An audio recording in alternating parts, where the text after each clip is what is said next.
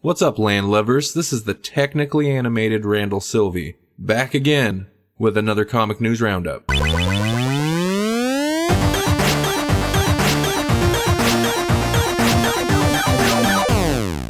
So here's a crossover I bet you didn't see coming.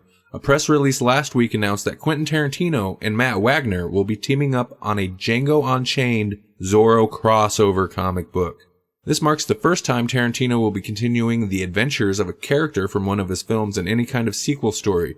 The crossover will be co-published by Dynamite and DC Comics. This week we got word on a whole bunch of TV premiere dates. The CW has announced their fall premiere schedule with the highly anticipated The Flash series set to premiere Tuesday, October 7th at 8 p.m. To get viewers primed for The Flash, the CW will run the 2 Arrow episodes introducing Grant Gustin as Barry Allen on October 1st starting at 8 p.m. Speaking of Arrow, the show returns with Season 3 to be premiered on Wednesday, October 8th at 8 p.m. Supernatural fans can look forward to Season 10, which is also premiering October 7th following The Flash.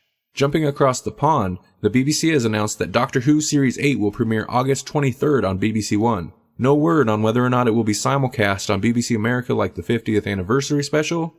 They did, however, drop the new teaser along with the premiere date on the BBC America website, so... Who knows? Who knows? In movie news, it appears that Aquaman will be the focus of the next DC animated film. An Aquaman appearance was teased at the end of the Justice League War animated film, in which Aquaman was otherwise absent. This had some fans a bit upset as Aquaman played a larger role in the first New 52 Justice League story arc on which the film was based.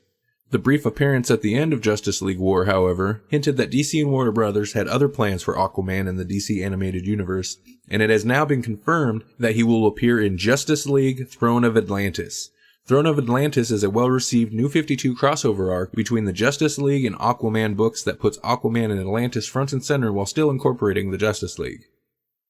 Predator is getting another sequel, this time at the hands of Iron Man 3 Kiss Kiss Bang Bang Lethal Weapon director Shane Black, who also played Hawkins in the original Predator movie. Black will write the initial treatment, and Monster Squad Night of the Creeps writer-director Fred Decker will handle the actual script.